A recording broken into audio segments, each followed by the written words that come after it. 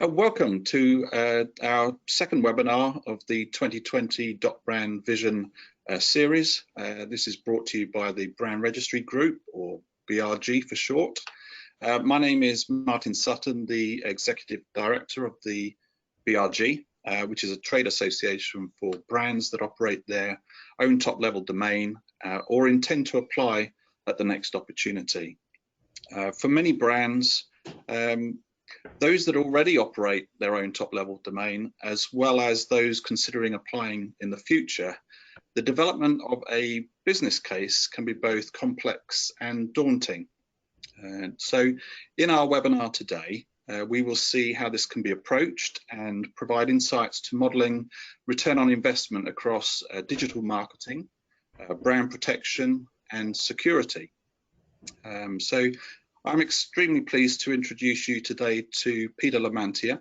He's the CEO of Authentic Web, and Peter has been an active member of the Brand Registry Group, representing a brand operator, and also leading our Registry Operations and Best Practices Committee over the last year. Today, Peter will be presenting a high-level view for you today, and we will have an opportunity at the end of his presentation for questions and answers. During the presentation, you can populate your questions in the question panel, so please do that. We'll keep an eye on those so that when we get to the end of the presentation, we'll be prepared to spend some time to cover off those questions. So with that, I will now hand you over to Peter. Great, thanks Martin. Thanks everybody for joining today. Today, what I want to do is put some meat on the bones with a business case model to support the adoption and investment in a brand TLD strategy. At its foundation, this is really a numbers-based business case of how your organization can reduce your total cost base and drive top-line contribution margin. It's a financial model roadmap for top-performing businesses to jump the curve and anchor all digital on the trust authority of a proprietary brand top-level domain.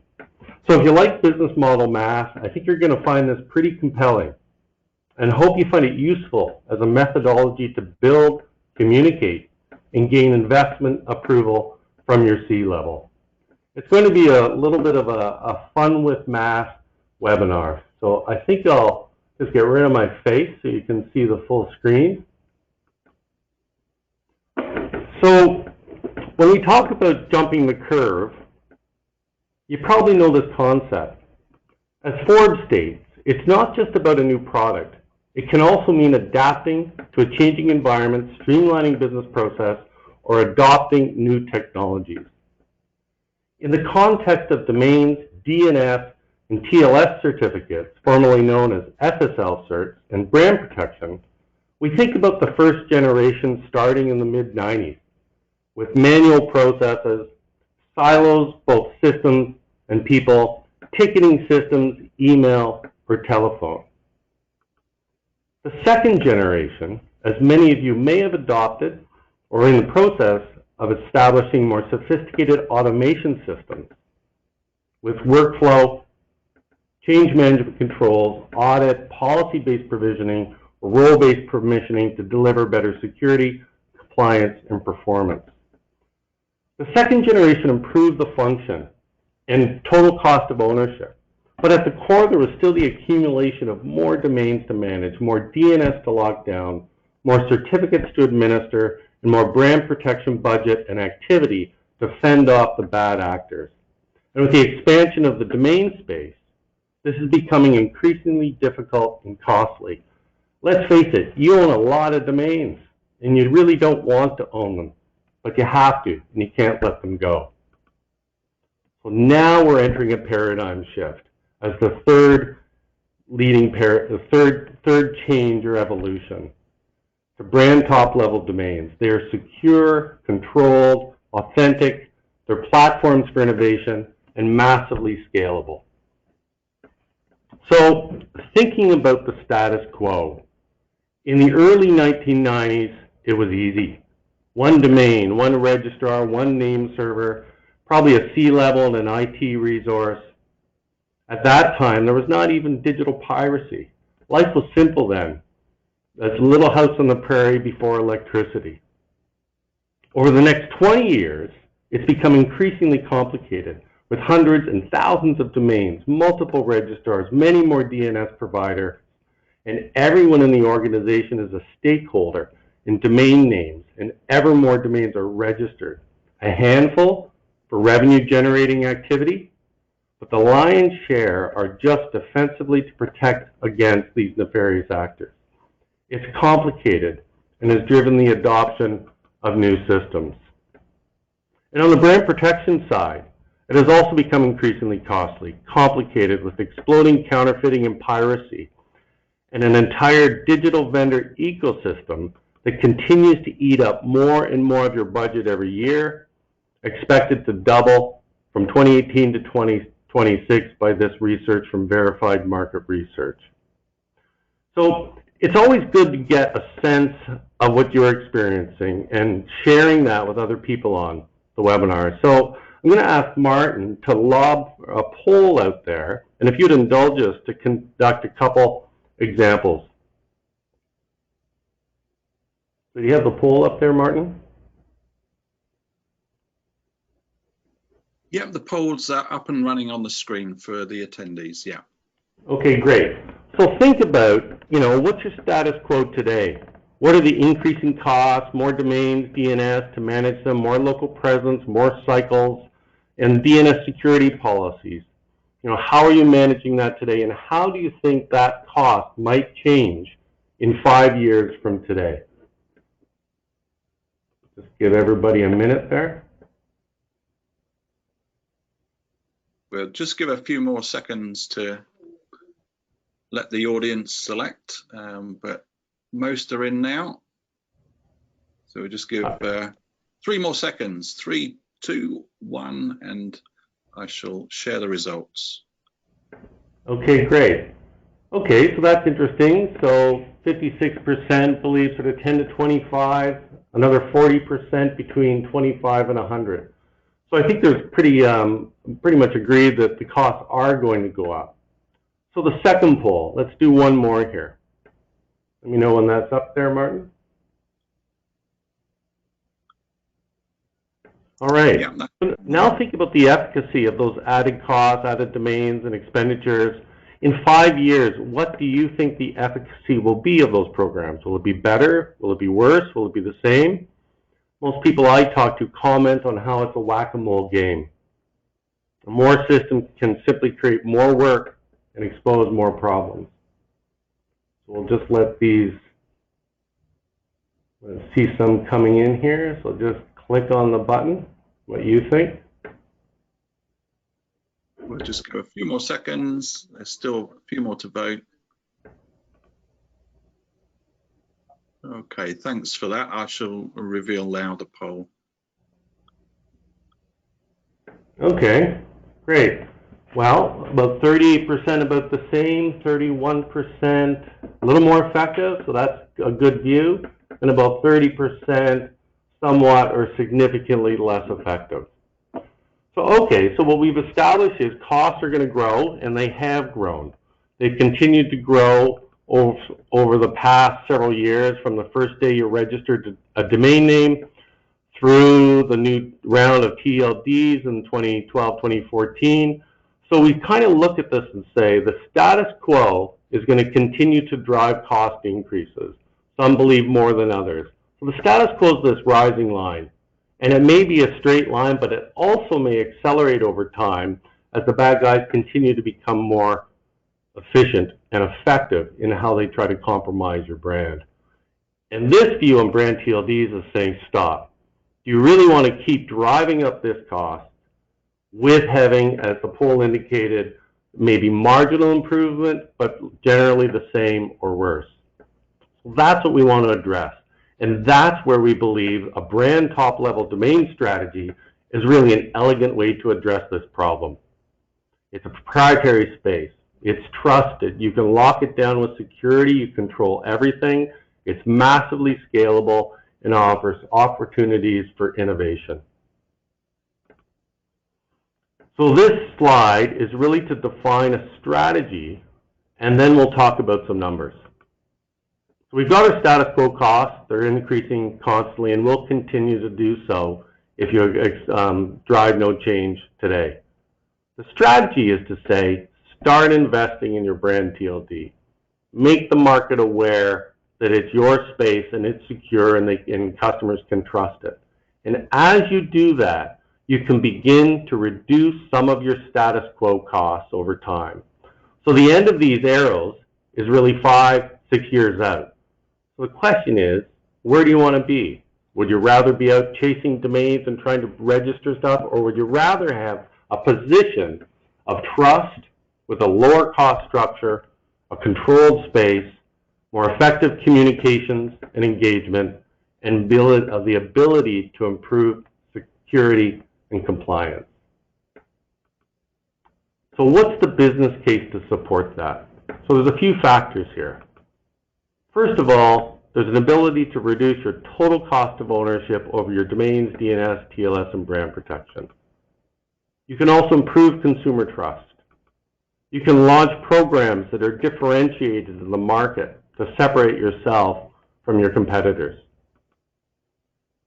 And with those, you should be able to drive top-line revenue growth and contribution margin increases. So with those views, we did the math. So I developed an ROI calculator to look at this. Now, you're going to have to get your glasses out and move closer to the screen here for a few, but now we're going to do the fun with math. So the calculator sort of looks at a few things. The first thing it's looking at is domains, DNS, and TLS or SSL certificates. What is the cost today? How many domains do you own? How many do you expect to register over time? What are the vendor costs from registrars, TLS, and other vendors, managed DNS? And what are the internal human resource costs that often get missed in this? Domains and DNS and TLS, it's a pain, and it takes a lot of cycles. And then if you look at it on the status quo of how you're going to increase that, how many new domains you're going to register, what's the price inflation expected in TLDs. We know that .com prices have been approved to increase by 7%. I think we should expect other registries to also increment their fees.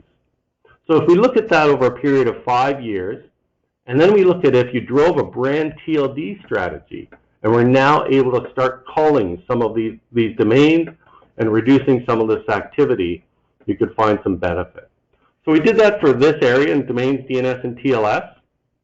We did it for brand protection. We looked at what are the services that you may be employed right now, how many UDRPs you file every year, how many domains that you end up acquiring, and also what are the internal HR time consumptions of brand protection specialists, legal counsel, and we looked at it from a status quo and a 5-year as well. We then, of course, looked at the other side. What are the costs to acquire your brand TLD? Year 0 is about capital. It's acquiring an asset. So what are the costs to acquire? What are the costs to set that up? And then from year 1 through to year 5, we did it on a status quo where you apply, you hold it. There are still costs related to that with ICANN and other fees. If you drove an impactful strategy, what would those costs be? Now, these are just scenarios, but the biggest driver in costs here are really around the people internally and those you may contract to help you drive this forward. Then we combine that, and we looked at 5-year status quo, DNS, brand protection, and a brand TLD strategy as the status quo, or making a digital shift, and we calculate what's the total cost of ownership impact. In years 1 to 5, it shows a difference of $2 million. In year 6 to 10, using the run rate from year 5, it's $3.5 million. And presumably from year 6 to 10, you could make additional improvements as well to make that even a more favorable number. So those are the cost side. But what about the top line and the margin side? So we looked at different types of programs that you might launch out there. So in marketing communications, what are the response rates you typically get today in big ad spends? Could you improve those ad spends? on channel management, particularly suitable for example, telecommunication companies that sell their cell phones through wireless shops spread around the country. Could you improve the management of that and the digital presence that you're displaying there? Social engagement. We've seen evidence already with early adopters that social engagement can be improved fairly significantly. Now, what are the branding value? So if you're driving that top line, you're also driving contribution margin because there's revenue associated and gross margin associated with those changes. So that's sort of the overview of it. I thought what I'd do is just do a quick sneak peek here and show you the calculator. So this is sort of an overview page that looks at the total cost of ownership and the revenue generation, the graphs that relate to that, and other areas that you might be able to drive forward in the future. So let's just go into a couple of edits so you can see how this works. So in domains, DNS, and TLS. So this case assumes the company has 2,000 domains. So we're going to change that number from 2,000 to another number, and you'll see it reflected up here above in the summary. So let's change that, for example, to 1,000 domains. You can see the changes. If we change it to 10,000 domains, you can see that your total cost of ownership changes accordingly. And every time you own a domain, you also affect the amount of time it takes for people to manage that domain. If you own it, you need to manage it. And then we go through a number of other variables that can look at enterprise DNS, how many certificates you currently have, what's the makeup of those certificates and the cost of those certificates. All of this data, these assumptions, would come from your own business to build the case that is relevant to you. And then we've got people time. How much time does it take to register a domain? Someone who requests a domain. What about an approver, a second level approver, a domain manager, an IT resource? How much time do they spend internally? And then managing the portfolio. What percentage of your portfolio do you touch every year? And every time you touch it, you have human resource costs. So we look at all these different factors to generate this status quo model and a brand TLD model to drive it forward. And we've done that for brand protection, we've done it for the brand TLD, and we've also done it for the innovation opportunity about how you could drive change. For example, if you spend $10 million allocated to this for promo.brand.com, or perhaps it's brand.com/promotion, can you improve that based on trust and simplicity and clarity of messaging by using promo.brand? And even if you improve that by 10%, it can have a fairly significant change to your organization. So I just wanted to share the mechanics of it and then come back and share some of the summary. So a brand with 2,000 domains executes a brand TLD strategy. And over 5 years, based on these assumptions, they're going to be able to reduce their total cost of ownership on their domains. So status quo, let's say you increase by 5% a year. With a brand TLD, you can start to reduce or cull that portfolio as you make the market aware that it's your .brand where they should be engaging with you. And that will produce this chart. So if today you're running at $347,000, there's a potential to reduce that to $219,000 or even further, rather than driving it up with 5% increases year over year. Similar principle on brand protection. So if you do 10 UDRPs a year, your average cost per UDRP is $13,000. You have a number of domains you acquire at an average cost of $2,000. You can start to see this start to calculate. And if this increases just nominally even, you're going to drive more costs and brand protection over time. And as we saw from the poll, there was let's see, so I guess it's about 70% of people said this would be just as effective or less effective. Turning that dial the other way, you can start to reduce some of these costs because you're anchoring everything on the trust of your brand registry. So a similar principle, from $500,000, potential to reduce it to $340,000 in this scenario. You're never going to get rid of brand protection ever. It's always going to be a problem, unfortunately. but to be able to reduce it significantly can make a big difference in your organization.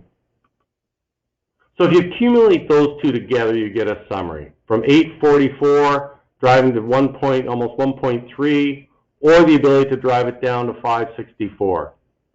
Layered into that, you have the cost of brand TLD ownership. There's the initial acquisition cost, and if you sit on it and don't do anything with it, it's still going to cost you somewhere in the range of $130,000 to $140,000 over time. If you drive it and allocate people and resources, your cost goes up, obviously. But if you notice the trend line is not as high, because once you own it, the ability to scale it becomes pretty economical. So that's the cost again. So on the summary side, on the top line and contribution margin, here are a few areas. So can you increase the response rate, conversion rates by 10% based on the better messaging, the trust, authority of that? I believe you can, and I think these might be even conservative. Channel management. Can you drive improvements in top line by being able to drive digital content out to your channel that you control, you can measure, you can find out what's working, what's not working for some channel partners, and measure that, analyze, and adjust it, and apply those best practices across your entire channel. Social engagement. We've seen cases where brands have been able to drive a 30% increase in engagement, and conversion rate likewise would probably increase. There's also just straight up branding value. Your brand people inside the organization have complex models to justify their brand campaigns that don't generate immediate revenue. But if you're able to brand on this, what kind of a value could that have to you? And this is all thinking about these objectives, hitting these in a 5-year goal. So in year 1, you might get to 15% of goal. Year 3, you might be at 65% of goal, which generates these outcomes. Now, this is just a scenario for a brand. Your unique condition would change this materially. So as a summary, with that data and that input, you reduce your total cost of ownership on current status quo by $2 million. You're going to spend about $2 million to drive your brand top-level domain, but you reduce your cost structure so that the next year 6 to 10, you reduce your cost structure by $3.5 million. And based on the inputs we put inside the model, you can start to generate or visualize what you can do in terms of top line and contribution margin.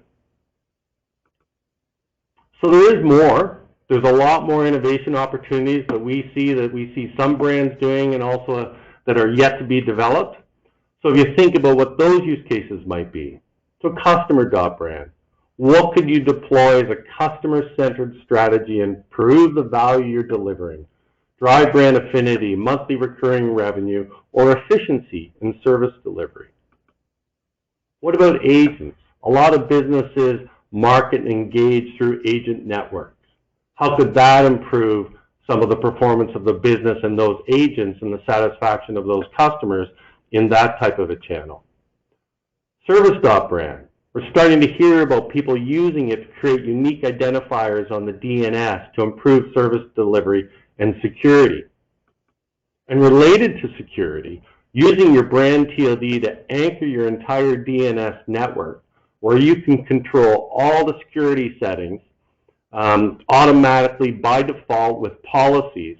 You could drive out other types of use cases to extend that network security and trust, whether it's supply chain, IoT, cloud, EDI, and even considering in today's times, thinking about those remote workers.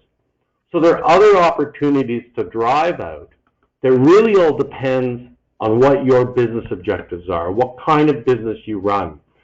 Every business is unique, but at the same time, almost every business has the same conditions that they need to consider holistically at the strategic level.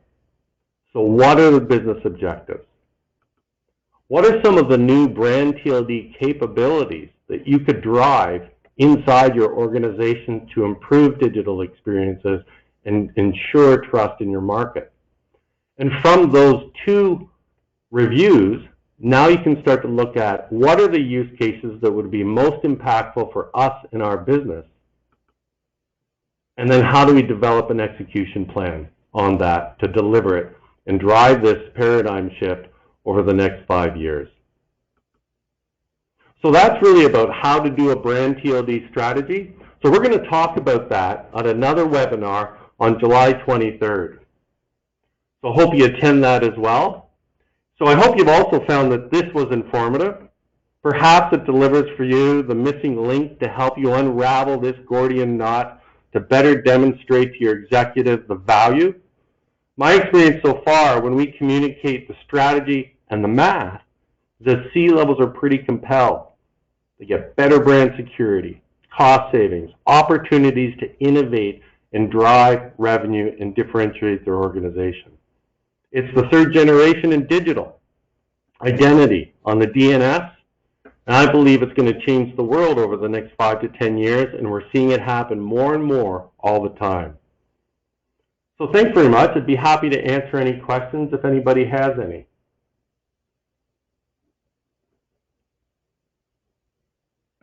Peter, it's Martin. Thank you so much for that. I think that certainly illustrates the complexities of developing such models. I think especially, to tend towards specific organizations.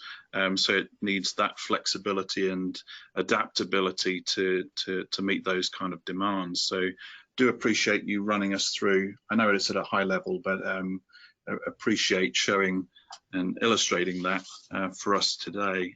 We have got a couple of questions, so if you have got any questions, do put them into the question panel. The first one I've got here is, Peter,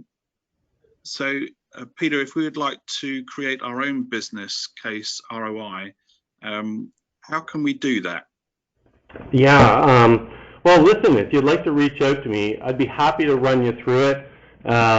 We can look at some of the conditions inside your enterprise and generate a summary on your specific business case. So you can respond to me at peter@authenticweb.com or through Martin, whatever might be easier for you. No obligation. We'll just go through it and try to figure out what works for your business.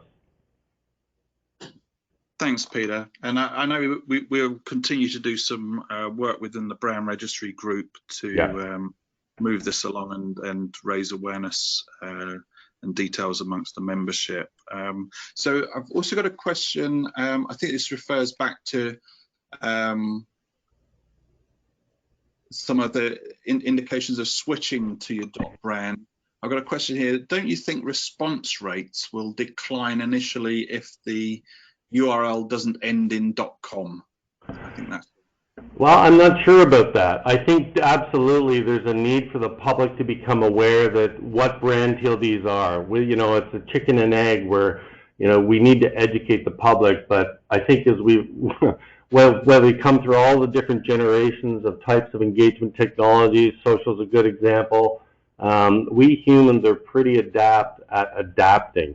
So I don't think it will take long for people to pick this up.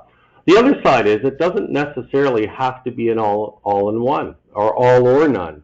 I would be driving test cases, allocating a limited amount of funds and doing, A/B testing against different campaigns and trying to understand that in the beginning before huge dollars were spent against it.